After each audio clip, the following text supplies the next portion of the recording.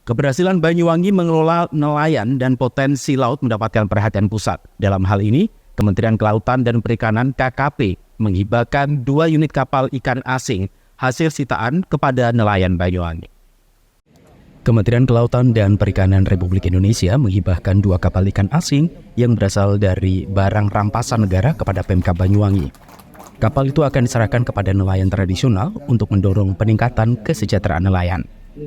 Penyerahan kapal ikan asing ini dilakukan secara simbolik oleh Menteri Kelautan dan Perikanan KKP Sakti Wahyu Trenggono kepada Bupati Banyuwangi Ibu Festiandani di kawasan Pantai Ancol, Kelurahan Lateng, Banyuwangi. Sakti Wahyu Trenggono menjelaskan Kementerian KKP selalu melakukan operasi penanganan kapal ikan asing ilegal yang menangkap di wilayah Indonesia.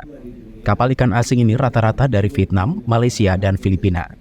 Sebelumnya, setiap kapal ikan asing ilegal yang ditangkap dibuang ke laut kemudian ditenggelamkan dengan cara dibom.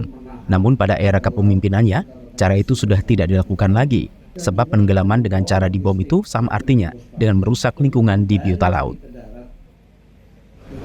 Kita ini selalu melakukan operasi penangkapan kapal-kapal IUU, jadi kapal-kapal ilegal yang menangkap di wilayah Indonesia, khususnya itu dari Vietnam, kemudian dari Malaysia, dari Filipina, itu yang kita tangkap, ya kita kumpulkan. Nah, kalau dulu setiap ditangkap kemudian dibom, dibuang ke laut, dibom. Semenjak saya nggak mau, karena ngebom itu berarti merusak lingkungan, merusak biota kelautan. Ya.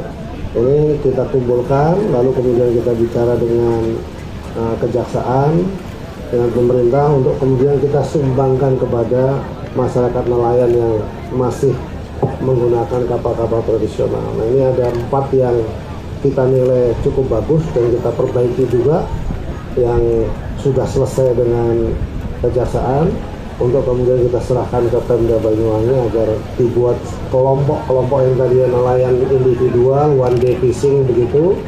Nah, kemudian nanti oleh Ibu Bupati akan dikelompokkan menjadi satu kelompok-kelompok. Jadi kalau yang 100 GT itu bisa 30 nelayan jadi satu, dan melautnya bisa lebih jauh lagi.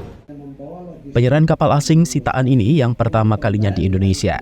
Selain Banyuwangi, ada 6 wilayah yang mendapatkan hibah serupa.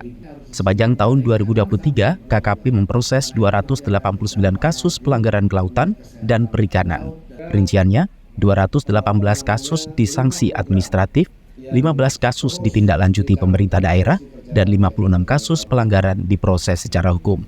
Kebanyakan kasus pelanggaran adalah tidak memiliki dokumen kapal, melaut di luar area, hingga penggunaan alat tangkap yang dilarang. Handoko Kusumo, CTV.